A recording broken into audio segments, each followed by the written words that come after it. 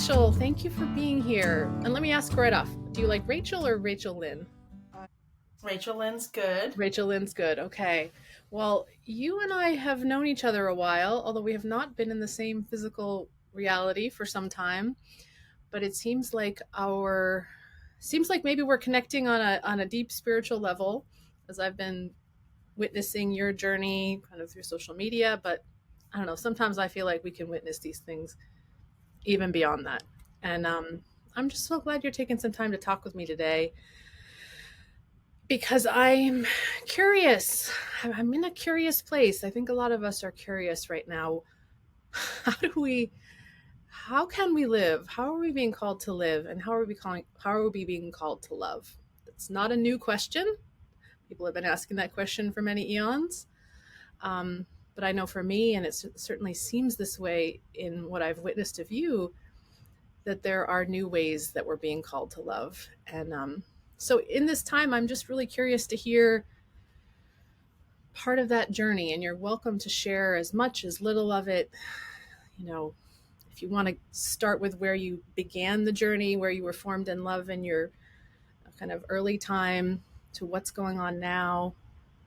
Um, just where is love calling you at the moment, and what might you like to share about that? Oh, I love that question. And yeah, well, first of all, in this moment, I'm really connecting to that kindred feeling I have for you.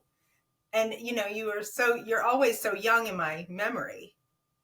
But then again, only like 10 years younger than me.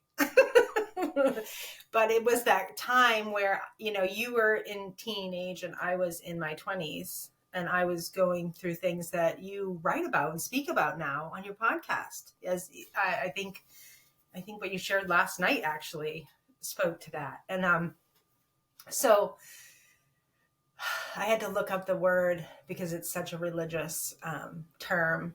But was it the vestige? Vestation, yes. Vestation. Yeah. Vestation. I reflected on that a bit. Like, I've never used that word to describe the number of times I have, been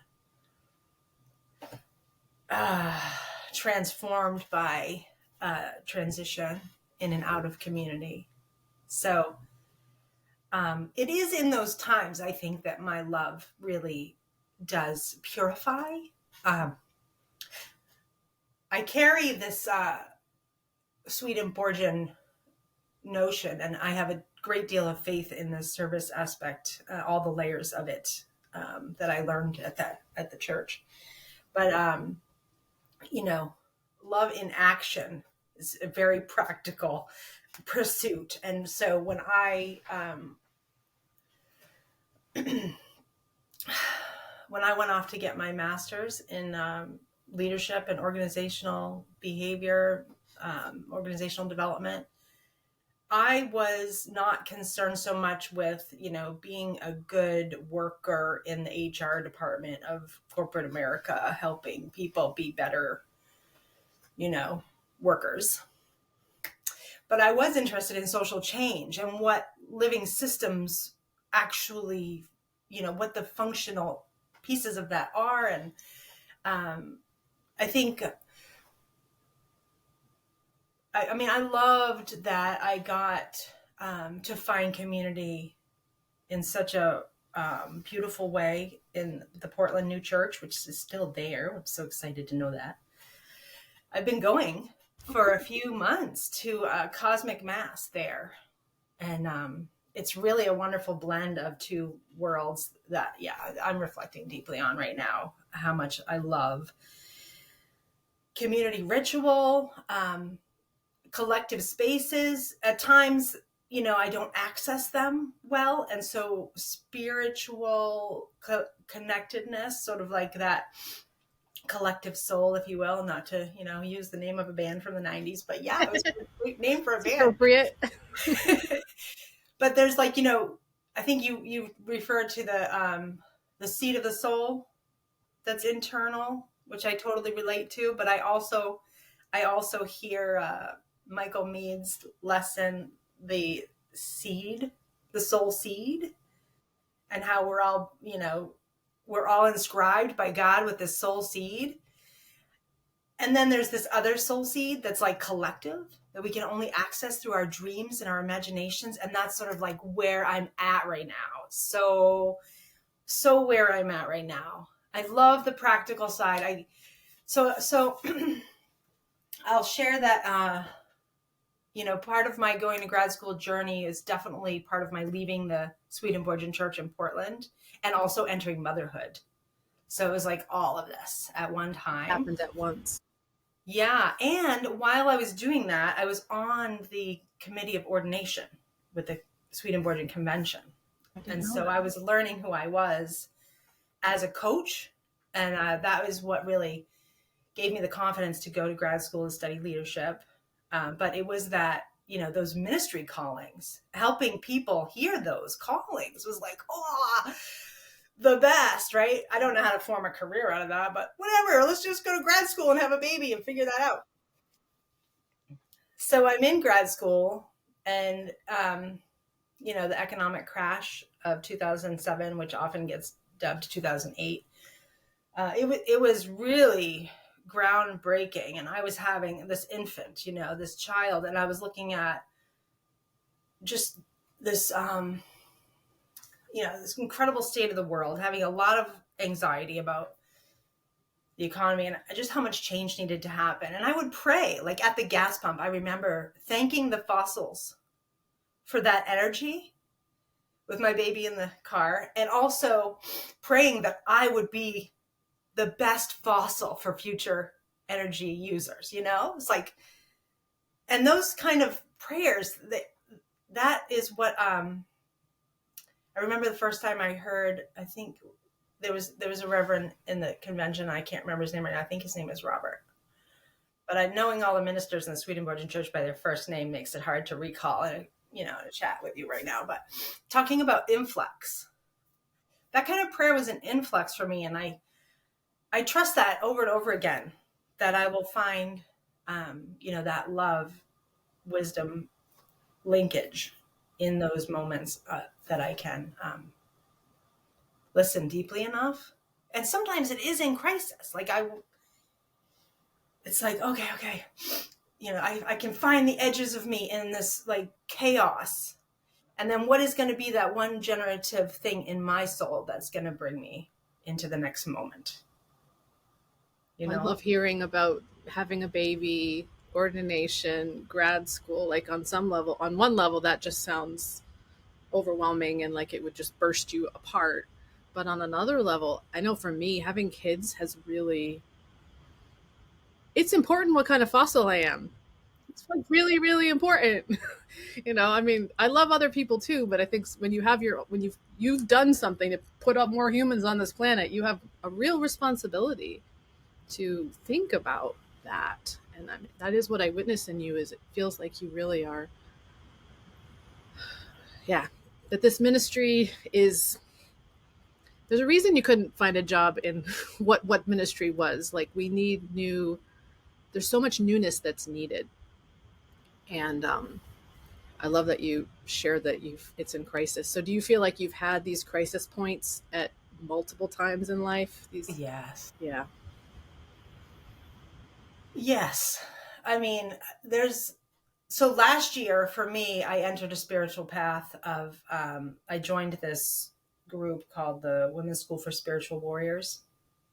And my Qigong teacher was leading it. And I had so much love and trust for her. And often she would use really powerful metaphors of nature during Qigong movement. And it was guided influx by this wonderful teacher. So I joined her program, and it was great because right when you started really getting my attention on this honesty topic, I was really looking at what the heck is honesty? Really? Like, really, what is that? And my teacher would talk about the honest yes and the honest no, and how every no is a yes. And then, so I love that you are making space for me to touch in with that conversation that is so broad. Have you learned in yourself what an honest yes and an honest no feels like, or how Not to in discern absolute that? terms. You don't have, I don't expect that. Do you have even a little bit, a little seed that's gotten you closer?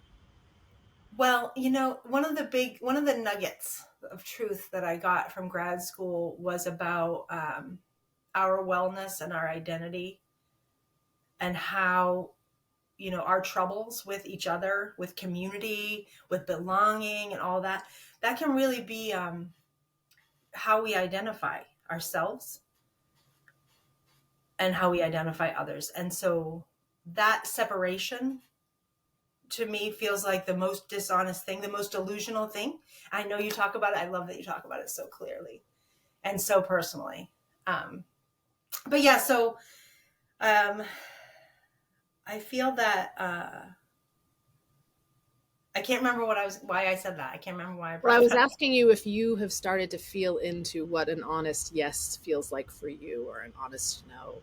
Yeah. So when I am really present with myself and able to be mindful, compassionate, and loving of myself, I am more honest. And it's a constant shedding of a lot of that stuff. Yeah.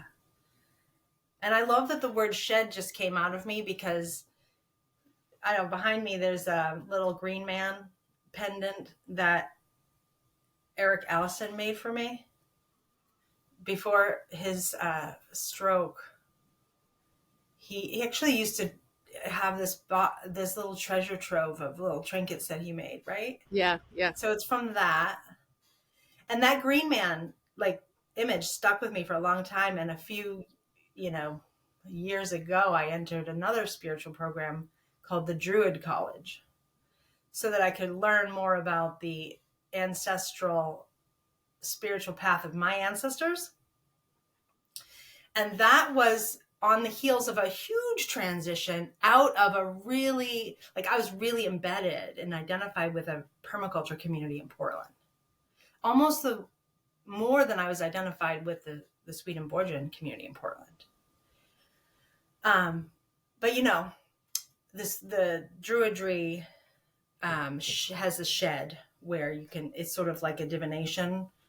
It's sort of like opening the Bible and getting a message, but the shed has like it's your prayer, it's your inquiry, it's it's a constellation and a way for you to move energy around spiritually in your life. And so I'm glad that came out, because I think it is relevant, and how I find this path to honesty.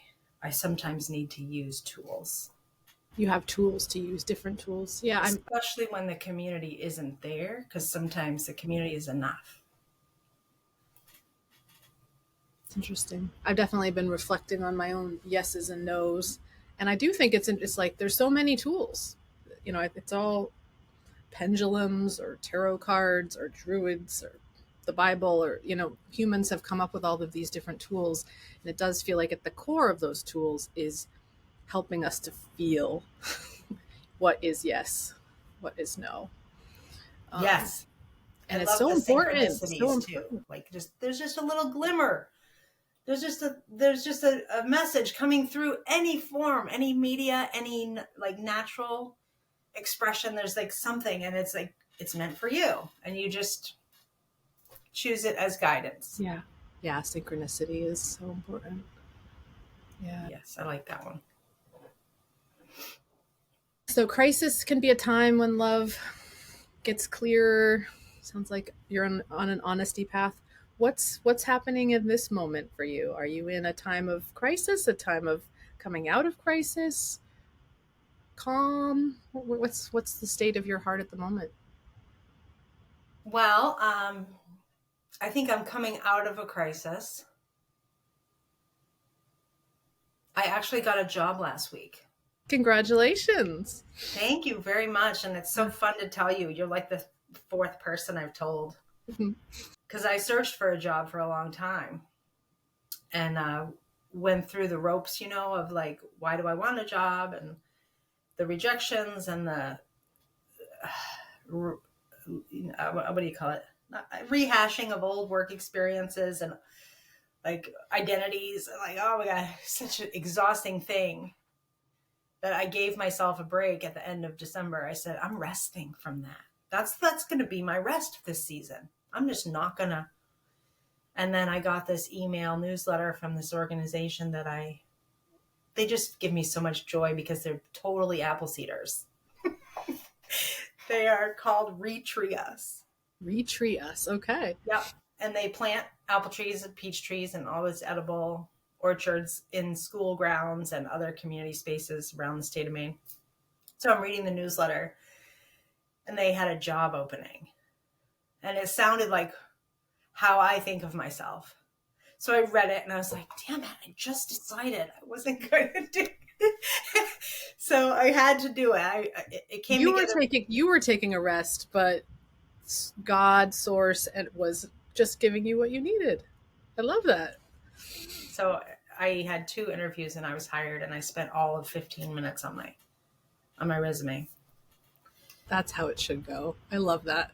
It's great. So yeah, I feel like I'm coming out of a crisis. And I'm also writing a book on the permaculture imagination so I can capture sort of, my lessons from the time that I've been doing permaculture as a spiritual practice, as a physical way of life. Yeah. Mm-hmm. And that's what, I mean, it sounds like that's what the job will also be. Yes, it will be. Yeah, it'll be leadership, it'll be education, and it'll be planting trees. Trees. Yeah. I love it. Well, one of my secret, not so secret hopes for the ministry that I'm doing is that we have this Helen Keller Spiritual Life Collaborative and we have a Johnny Appleseed Society. And so I'm going to be bugging you in the weeks and months to come because it's all church. It's all church, all of it. Mm-hmm. And that's so, I'm so pleased to hear you being received by a community where you can do that. Cause that's sometimes the hard part is we have these new visions and then where are we going to put them? And how are we going to feed our children and all those. Right. And it's been nowhere. I can put them nowhere has been the answer until I give up, and then boom, I'm doing it again. Really exciting. Yeah, it is exciting. So one of the job's main goals for the next 3 years will be to inspire stewardship around these orchards that will sustain them beyond the schoolyard limitations and the curricular support for the teachers, but also like how is the community hosting this living system, this church, right. Between you and me. Right. This new sanctuary you're going to build of trees that are going to nurture future generations. It certainly sounds like. And that's pretty. We wonder what our effect is on the world. And I don't know that there's anything more reliable than planting a tree in terms of having a future effect, right? They live a long time. Yeah, they say in the permaculture community, the best time to plant a tree is 20 years ago. The second best time is right now. Right now. So that's good. That's good. Really good. Well, and I've shared it a little bit in some of my writing, but I feel like one of my struggles is like this life is so busy and overwhelming, and I have this little yard and I'm like, I don't know how to take care of it. I don't know what anything is. Like I see the lack of knowledge that I have, and that I think a lot of humans on the planet have. Like we've just become so disconnected from the natural world unless we had a parent or, a loved one that taught us about it. I remember the one year my mom tried to put a garden in and she like cleared all the space and then a big tree got its leaves and shaded the garden and she just gave up. So that was like my one experience of like, let's work the land. It was like, no, we don't know what to do and we're just gonna. So I just feel like there's a lot of need for knowledge and guidance for people like us who want to care for our space and want to care for our little bit of earth, we just don't know where to begin. Just don't even know where to begin. So yeah, thank you for what you're doing, and maybe you can come visit my yard one day. Sure. So this is exciting. And what do you think the thread is? You've studied all these different traditions, you've Swedenborgian. I mean, what's the thread in terms of your seed of the soul, your seed, whatever you want to call it? Mm-hmm. Do you have a way of articulating that at this point? Yeah, I'm ever learning this, sort of a purpose call. Like what am I doing with all of this? I do believe that permaculture has been. I was guided to study permaculture while holding on that sober notion of the fragility of the economy and the climate change, and holding an infant, and just I'm thinking to myself sociologically. I have a bachelor's degree in sociology, but I think about any moment in time in this large or expanded context. And so the context I found myself in was imminent crisis. I might be ahead of the curve seeing it. How can I organize my life so that I am in service of and having a useful life?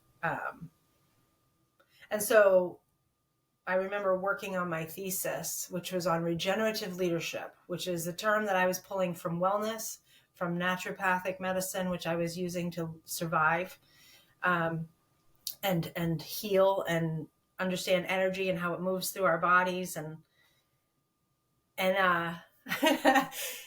I got this permaculture word popping into my head while I'm distracted by it. And I was like, I've heard this word 20 years prior to writing my thesis, but I had to Google it, and Google wasn't what it is today when I was writing my thesis. But it did make me cement my intention to get my permaculture education and knowledge so that I could understand why that word was happening in my consciousness. Anyway. So it was an intuitive kind of influx moment, like it just Yes. came and visited Yes. you. Wow. And I was wrapping up grad school, and I knew I was moving back to New England, and I was a little bit afraid to move back to New England. So one of the things I did was I found a permaculture community I could belong to. And after we settled, I had a place to live and a job and all the things. And I had a little bit of money. I bought myself a permaculture class. And I was sitting there going, oh, these are my people. Like, even grad school wasn't really my people. There were geeks in grad school that were intellectually my people. But these people were struggling to deal with how to belong to the planet, for the planet, among the planet, in a way that was radically different than the dominant culture. And so it exposed me to all kinds of things, especially decolonization, indigenous knowledge, indigenous ecological knowledge, and expropriation, appropriation, all those types of it was like a minefield, to getting a new skill set, and then also trying not to identify with it in patterns that were paternalistic, appropriative, extractive. And it's really hard to do. And if you look at today, I think if you Google what's the problem with permaculture, you'll get a thesis from the generative AI that'll tell you exactly what I've been experiencing. Interesting. Yeah, because people are enterprising. They're trying to carve out a niche for themselves in the world. They take on the landscape designer identity, which I did, but I limited myself. I never wanted to try to make a go of it as my career to be a permaculture designer. For me, it's how do I stay in the conversation? How do I keep imagining?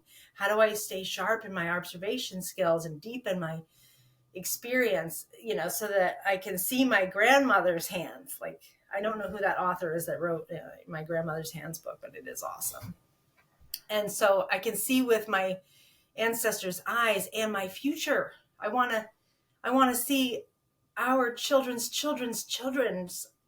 view from my heart out. And so that's the kind of love that is now. That's what I strive to be present for and dream about being in community for. If I had a soapbox pulpit, I would be talking about the new church as the future collective. We need new language, though. This is what I love about the fact that the Swedenborgians have this new church, even though it's in the mirror of like congregational history. Yeah. um, it is modeled in that form because that is what was available culturally. But I always know that the hint is for more of a manifestation of, the truer, more loving, all of those alignments with the divine. And To that. yeah, And you have so a soapbox, and you just offered a beautiful sermon, and you said a word earlier. What was the word? Well, I'm going to get it wrong, but basically it was impending doom, kind of the word of being aware of, what was the word you used? The Christ, the polycrisis, probably. I say maybe that a that was lot. the word. Um, I share that awareness with you, and how do you hold that and do your work? Well, How does it? sometimes I just have to cry. Yeah, yeah. Sometimes I need to make community spaces so that dialogue can help move energy. Um, I cultivate my own permaculture imagination because I think what I was I think what I was wanting to say uh, is something that can't be said, right? It's like I want to bring us to the edge of language and then stop talking, but I want us to all get there, and that's prayer, right? I mean, that's the sacred shepherding work of the ministry. And I mean,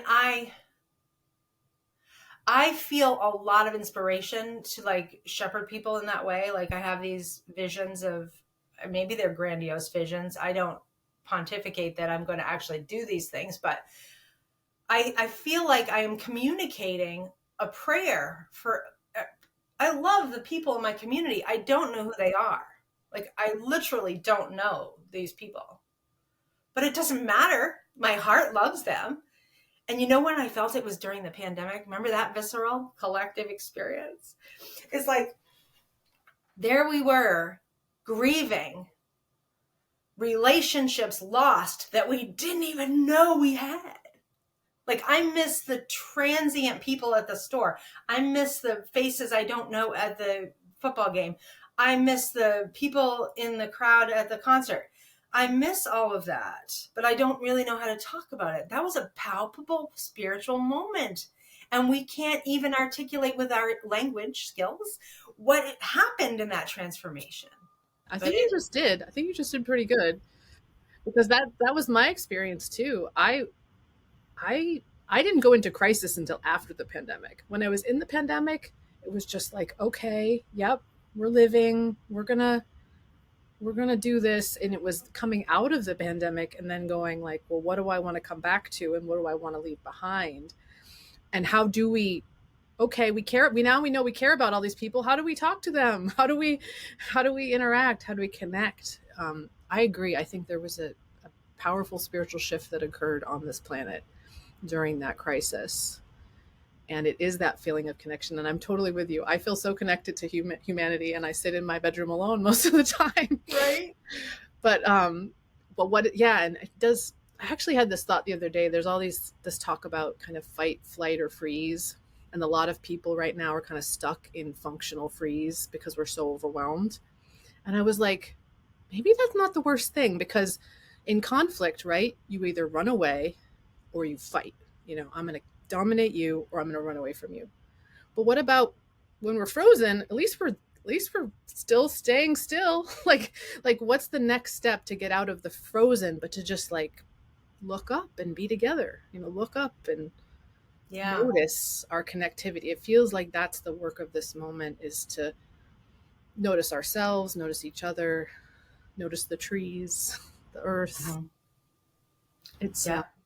Yeah, and I think that's what it comes down to for me. And I've heard the terms tending and befriending I like that. in addition to those fighting and flighting and freezing. So And there that's is a another option, tending and yeah, there's befriending. a gendered conversation about those psychological concepts of conflict Yeah, reaction yeah. that's been revised. Lovely. So the psychology update was Men tend to fight and flight and freeze, and women tend to freeze, tend, and befriend. That's what I want to do. I love it. You gave me language for it. Let me know if that's other people have written about that because that's what we need to do, right? We need to tend and befriend. Yeah. And It's so like for me, befriending myself has been a huge shift. So I told you about last year, and I think I mean, there were so many times I just connected with what you were offering so meaningfully. But, how are we dishonest with ourselves? And I picked up this term like at the end of my grad school among my geeky friends and my professional association geeky friends that we're all walking wounded. No one escapes the trauma of this moment, of this time. We have baggage that we'll never be conscious of. And so what of that? Like that's like the carbaceous matter of being alive as opposed to the rich hot nitrogen of like pushing forward in life. But it's like, what is this aggregate of trauma that we're having and even like the pandemic experiencing right now? And so being conscious of those things, I think there's a choice in the moment for me, if I am overwhelmed by a trauma experience, and I have one in mind right now that I'm delicately talking about because vulnerability, get to be guarded about that. I do anyway sometimes. There's a there's a dishonesty that I did from a difficult relationship trauma where I was harmed and all I did was internalize that something must be wrong with me. And I know that's not unique. Like that's a very big pattern. But I was meditating one day on the radiance of love, the in breath, the out breath, the infinite, and the, life, like just completely in the balance of these powerful um, breathing practices. And I realized that I had done that I had been deceiving myself, that asking what happened and needing to know what happened and forcing it and wanting it. I mean, I did that for longer than the trauma experience lasted by a long shot. Like, wow. So, how to befriend self? It's so much easier for me to see, how you might be doing self harm or how you might be deceiving yourself or deluding yourself about who you are. But then it's such a gift to get that um, for self. yeah. Well, and you're describing it as a gift. Does it always feel like a gift when it first comes? I mean, I think that's to me part of what I sense is keeps me dishonest with myself is sometimes it hurts to notice those things about ourselves, to take responsibility for that we have been perpetuating a problem. What gives you the humility to notice those things in yourself with grace and I don't know. appreciation? You don't know? I like that's a good answer. I like that answer. I don't know. It's mystery, but it's practice. It's like there's will. I gotta want it. I I think my what I strive for is like this wholeness. When I write about the permaculture imagination, um, it's this sort of reweaving of the separation myth, and how I can do that is with presence and mindfulness practices, with tending to the land in very small ways. Maybe I'm collecting seeds and saving them and saying like knowing what they are and learning about where the plant grows best, or I don't know, could be anything.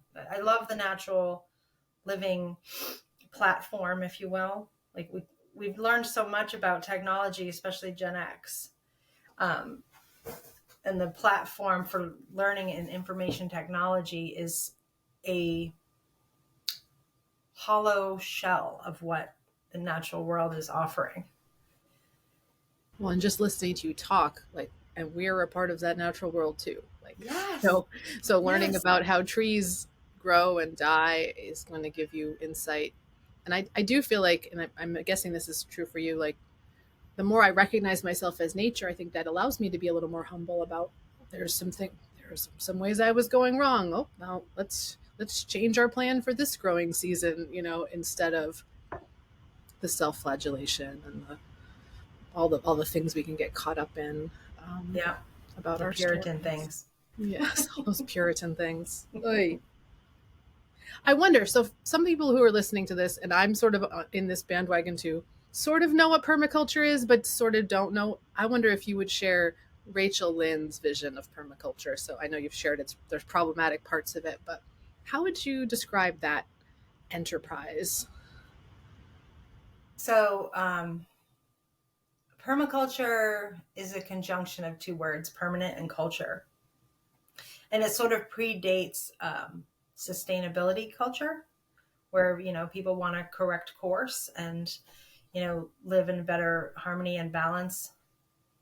That started, I think, in the 80s, but started with the Club of Rome, who, did the first computer modeling saying our finite resources would run out and that we would have these, calling cards.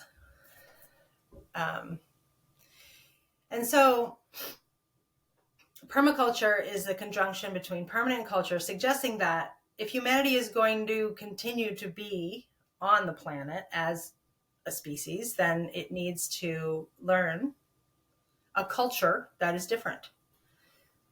And that cultural work, that is what permaculture presents to me in a practical way. Sun, soil, seed, energy moving through it all to create this whole syntropic planet. Come on, that is cool. That is cool. Yeah. And it's ecological, but my English speaking mind wants to label it and call it Earth. But my being in love and my more honest self sees that as family. It's everything. As that to be tended and loved, that to be appreciated, and that's like it in every moment. So for me, with permaculture, design is a process of engaging in all of this beautiful world and making it more beautiful. And to I'm coming up with a biblical term, is coming to mind, probably because I'm talking to you, but in his image. In the patterns of nature that are beholding and unfolding and emerging around us, we can become participants. And at first we have to recognize that we are participating in maybe a degenerative fashion. I say maybe, I'm hedging, that's not fair. It's a much more empowering language to say, fuck that. I'm sorry I just swore in your podcast. Very much okay. It's partly why I created it. Swearing is allowed. Passionate, right? Yes. Yeah. How do we embody that? Yeah. Yeah. Permaculture gave me very real ways to embody that. And then also the metaphors, the socio economic struggle that humans have for their own dignity through all of time that we're aware of, biblical time even. We get to live that right now. When we stop being distracted from the fact that we're part of that story, we see that the gods of today and the myths of today are corporate stories, and the power is shifting. We can't know that, where that's going to go. And that's disconcerting and it's hard, but that's the fertility. It's the soil we have to work with, right? It's the land we have to work with. I love that. And it makes me think of how I'm always saying, well, everything is church. You could also say everything is permaculture, that it's a all encompassing term. And it actually helps me when I say to you, I have a yard and I don't know how to take care of it. The reality is the system, the culture of my life is so overwrought in so many directions that I have to choose where I put my energy. And that's just, maybe it's better for it to just all go wild right now because I don't have the energy to do anything with it. And I feel like that's a big part of this moment is we all have to we're all being invited to Mm-hmm. get more honest about the permaculture of our whole lives, our inner lives, our outer lives. I agree And with that. I love the idea that permaculture can include all of that. It's not just about making a pretty yard or caring for. It's the cycle of. I mean, we eat food every day. We're all connected to. We're all connected in these ways. And what's helping you to find that permaculture balance in your family life, in your personal life, in your neighborhood life? Since I have started learning about permaculture, which has these ethics and principles spelled out, which is incredibly helpful, but there's this earth care, people care, and fair share ethic. Those three ethics, like the Venn diagram, permaculture is in the center. And so you want to find balance, taking care of earth, taking care of yourself and others, and also this fair share, has to do with not taking more than you need, which Western society loves to do, civilization loves to do. But there's other ways to think of that too, that are more positively framed and less self-flagellating. But there's the care and share. So nature produces a surplus and shares that abundantly with abandoned everything else in the ecosystem. And the scavengers come and get through it. And so economics looks very distributed in nature. And as opposed to, our post-cathedral corporate hierarchies, power is really, we're blind to energy. We're blind to power. Permaculture gives me language and lenses to see energy moving through life, through my family, through my body, through my neighborhood, through my town. And it also, it keeps those sober realities of a brittle global ecological ecosystem and economic reality in view without being immobilizing to me. Because, like Johnny Appleseed, you're spreading the good news. Like, oh, we can return to local food and fiber arts. We can have a existence that's sort of like this steampunk colonialism where, we're no longer ruled by the paternal order of, the Mass Bay colony um, hierarchs, but we are of and by the land and knowing it. It would be a revolution. And it might not even be legal right now. Like one of my favorite walls that I hit when I first started learning about this stuff, and I used to get really indignant about, is that we can't spread our manure to feed the grass and the plants Oh, sure. like the indigenous would, Mm-hmm. Mm-hmm. like you do when you go hiking for like an extended, like you know how to do that, Yeah. but Yeah. we have to consolidate it and then use tons of natural resources, water, to process it like very efficiently. But it's the most chaotic and coherent thing that we could be doing. And yet again, I'm very persuadable because there's a lot of us and we're kind of out of balance because of the sheer energy bank we have had, Yeah. that it might not be good. Yeah. But then I can go down a rabbit hole, but Sure. Well, you're highlighting that on one level, this is a way of thinking and moving that we can act on right now, and everybody can start to act on this. We don't need the government or some big corporation to solve this problem. Or it's about individuals and communities doing things. And there are these systems that are in place, like our sewage systems, and I'm sure there are other systems that are hugely entrenched in our right. world. And so it's such a walk of discernment in terms of what can you do? Do you plant the trees? Do you go protest the thing? And I think that's where it comes. Like, finding our seed is so important. It's like, well, what is Rachel Lyn's thing to do? And that's Exactly. going to be different than my thing to do. And So many of the people in the permaculture community that I came in contact with own land, and I never have owned land. And on one hand, I feel kind of, this like little itch of superiority. Like, I don't own any land. Like, Yeah. I'm doing it right. But it's not like that, really. It's more like I couldn't get distracted into thinking that permaculture was how I could do good or do right Yeah. on my land. Because Yeah. that whole do right machine is another Another trap. system Yeah. that, like, it moves fast into our imaginations, and it locks the imaginations in. So what's helping me with the extended permaculture learning journey is that I continue to just keep reopening what it is that the imagination can tell me. So one of the early permaculture teachers, Dave Holmgren, he says permaculture is imagination and information intense. My experience in this empirical science heavy dominant culture, is that people focus on the information side a lot. And you do need a lot of information. Like, you could start in your yard by just noticing the botany. What's there? You don't have to label it. You could just sketch it. See the shape of it. Marvel at the way it's carrying its seed.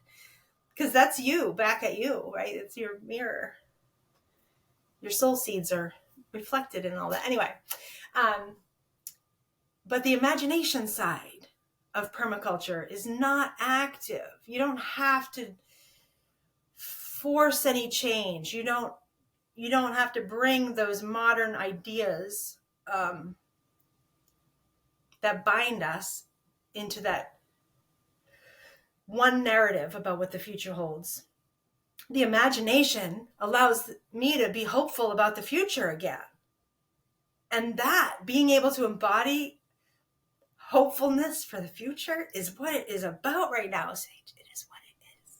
That's the gold. Well, and you referred earlier to your visions saying maybe they're grandiose. I think the visions in general have to be grandiose. I mean, otherwise you're just imagining what already is. So don't cut yourself short with fearing that. I think that's how it works. That's how we're drawn. I mean, this universe has been evolving for a long time in an expanding direction of complexity, and so there's no reason to believe it's going to stop on that journey. It may cycle, and it will cycle, um, but I love that. Do you want to share any more of your grandiose vision? I'll share one that manifested, if that's cool. So I learned about participatory art after grad school, and festivals where people are finding this participatory ritual, if you will, in community, are super inspiring to me, because they're unbounded by what exists, and they're all about emergence. And I had this one teacher tell me that she learned about a festival culture, I think it was Caribbean, where they all made costumes every year and they paraded with those costumes. But when people would go to, like, the garages where the sewing shops were happening, and the costume making was happening, and they had to get their costume to wear, they would show up and say, "I'm coming to get me." So they were identifying with this emergent, embodiment of the thing that they were representing. But even as I speak about it, I'm diminishing it, because "I'm coming to get me" is all that we need to know about what a festival can be. Anyway, I found that during the pandemic, I was doing a permaculture garden in a public space. It was sort of a dream project. And I realized as I was designing it that I was going to find all of these small plants in the community from all these small nurseries and plant them in the ground. It's going to look like nothing to people who don't know. People who don't have the grand vision of what this is going to evolve to be are going to see nothing. We have to have something that is artful and takes up space that can also kind of be part of it in the future. And so somebody said birdhouses in a meeting, and I just was like, yeah. So I found a guy who makes birdhouses in Maine, down the road, down Route 1. And I contacted him, found out, how many birdhouses we might want to use in this space. And it would be like 40. And could he make a bunch of birdhouses that we could invite the community to decorate? And they did. And Uh, right? So there's this birdhouse park in the town of Gray now that I personally witnessed hundreds of people stop and get curious about. And most of them get out of their cars and say, "Can I buy these?" Because that's what Americans do. But the beauty of this Gray Birdhouse project was that it was a celebration of our interconnection during the pandemic. It was seizing that opportunity of,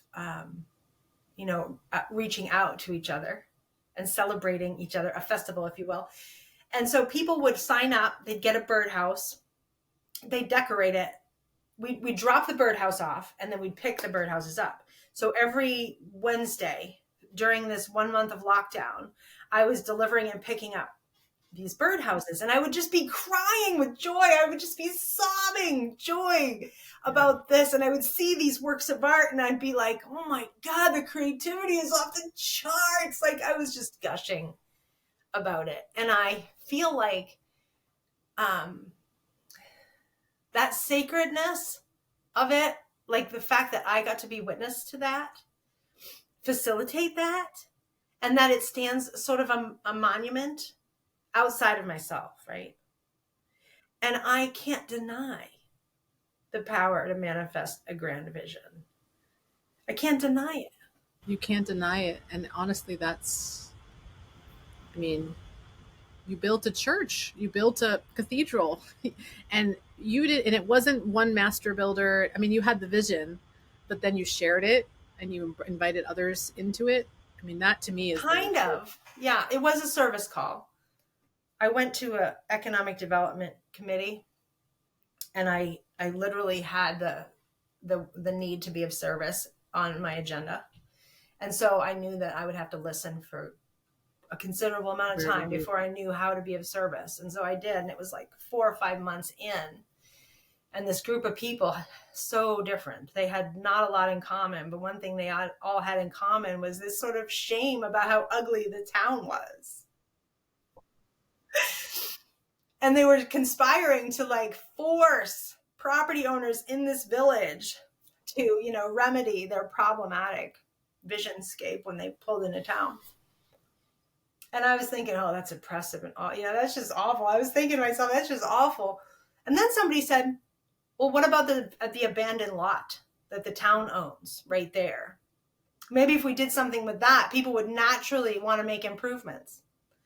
And I went, that. my moment. There's my moment. Good for you sitting through 5 months of waiting for your moment. For the gold, for the Yeah. generativity that out of that chaos, there's like one idea that I could be of service to. So I said, hey, I do this thing, permaculture thing. I could, do a little observational work and we could talk about what's possible with the land. And we did. We turned it in. I mean, it's a saga. I could probably write a book about it, but the process. But we got funded and we built this garden. It was the first Saturday after lockdown was lifted. And like 50 people came out, all ages. And it was barn raising for this little garden that I had conceived of. But the best part was knowing exactly how to facilitate all that work by all of those unskilled, unknowledgeable people and give them real-time knowledge. Like you even had like teachers embedded in those projects that could like educate in real time. Like this is heaven, right? And what you're doing is ministry. I think I often think about, what makes something church. And for me, it's people. It's different kinds of people. It's that anybody can participate. Anybody can come in. Like churches are kind of like one of the last places, other than maybe the public library. Theoretically, anybody can come in, and Commons. you're using, you're bringing those skills together. And I love that you did that, and that's very promising. Who knows what other new things you're going to bring into being. Yeah. Job and yeah, I'd love to work. I reflect upon my time at the Swedenborgian Church and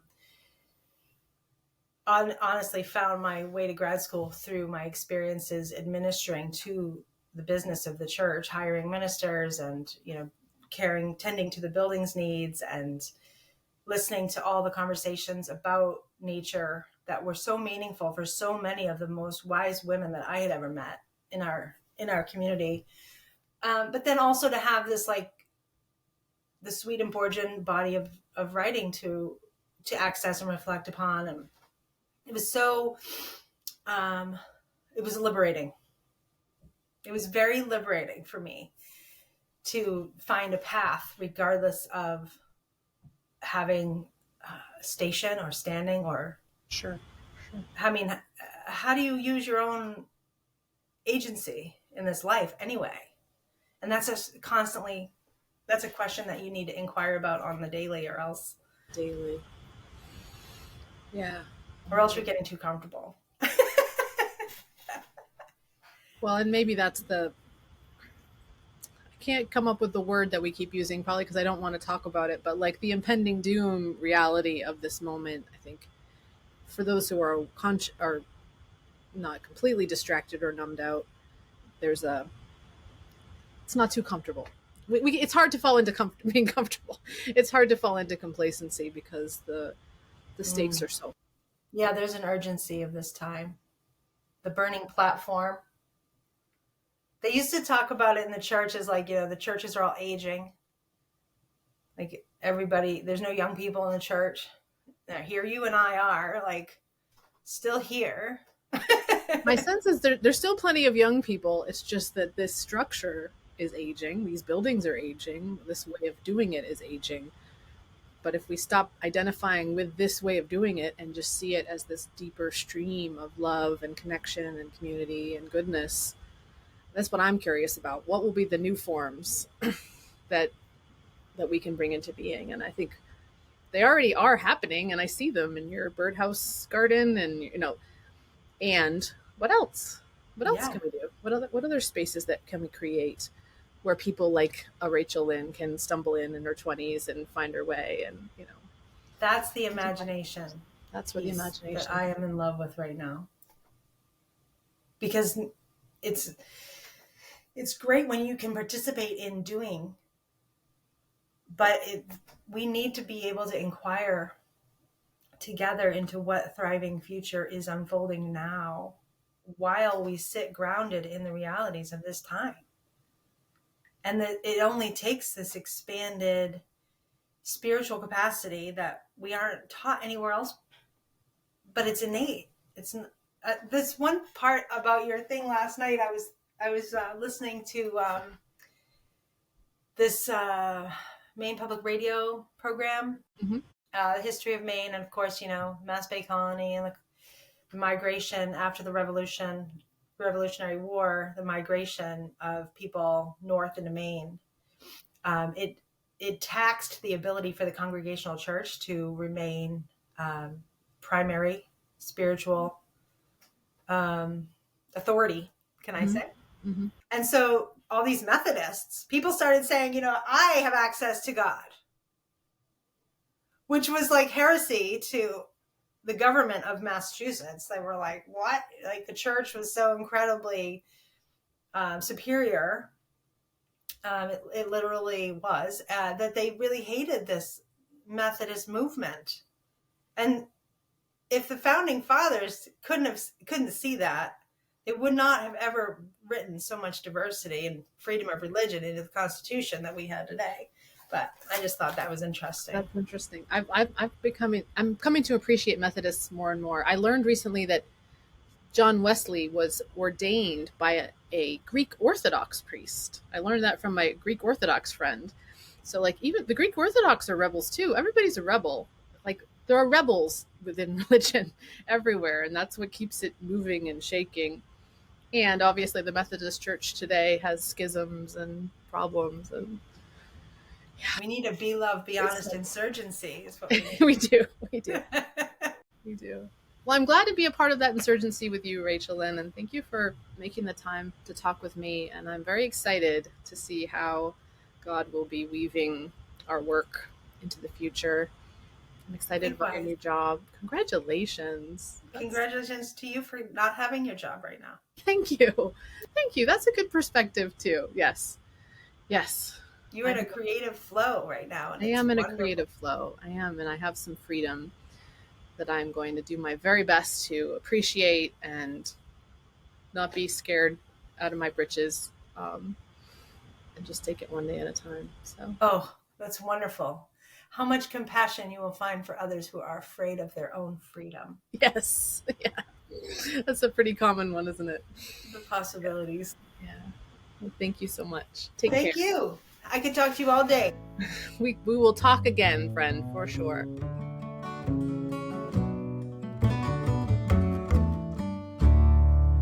And I love it when we both are